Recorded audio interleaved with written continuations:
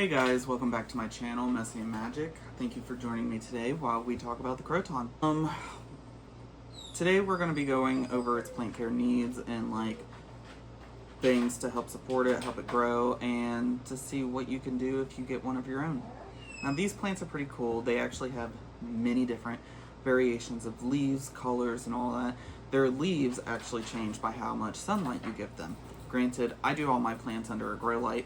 During the summer, next year, I will be sticking this outside, during the warmer months, but making sure that it doesn't overheat or anything. So let's go over our lighting. So when inside, they need bright and direct light indoors. So you don't necessarily want it in front of the window, but you want it pretty close, or if you're like me, you can use your grow lights. When avoiding direct sunlight, you are helping it from its leaves getting scorched. This is a type of plant, it's very sensitive to different things.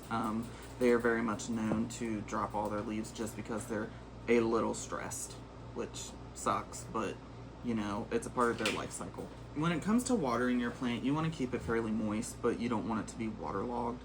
Try to avoid super stagnant because one is going to attract your fungus gnats, then not necessarily attract, but cause root rot and stuff like that.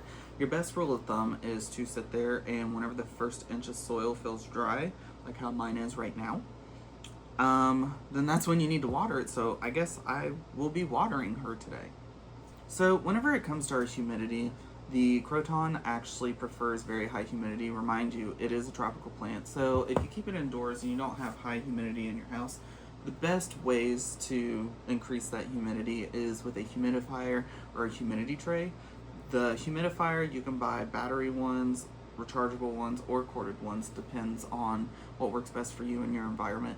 But the trays, which is something that I'm kind of looking into that I've never used before, the tray it's kind of like a place where whenever your water drains, it catches the water, but you have pebbles in it, so the pot is not actually sitting in it, and the moisture from those pebbles throughout the day, and it's warm in your house, it causes the humidity to go up, which raises the humidity for these plants. But one thing to keep in mind when keeping one of these, remind you, it is a tropical plant, so they prefer temperatures 60 to 85 degrees Fahrenheit. So make sure you keep it in a place in your house relatively warm. I'm sure that there's not many people out there that's in a house that's 60 degrees willingly, or if they are, they just like it really cold, and they probably don't even own house plants. When it also is the colder months or the warmer months, you want to try to keep a draft off of it. You do not want air blowing onto it. This disrupts the plant, causing stress. They'll drop their leaves, and it also messes with their pores inside of the leaves, so you don't really want a draft in the house because then it'll stress out your plant. Also, you want to make sure you're cleaning off your leaves regularly. When doing that, the reason for that, it's cleaning off the dust and all that. The pores is what helps the sunlight come down, see the plant, and then photosynthesis creates its growth, its hormones, all of that. When caring for your plant, other tips you can do, make sure you're fertilizing once a month every growing season, so that would be in the spring and summer. Where I live, I live in Ohio, so spring and summer, it's Ohio weather, so it could be winter tomorrow and then spring the next day.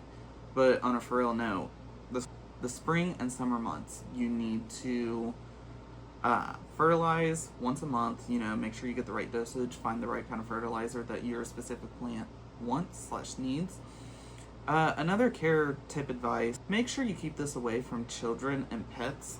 The leaves, when eaten, are actually very toxic, especially once it hits the digestiveness. It'll cause nausea, dizziness, fatigue, stuff like that. So you want to make sure you keep it away from animals or children.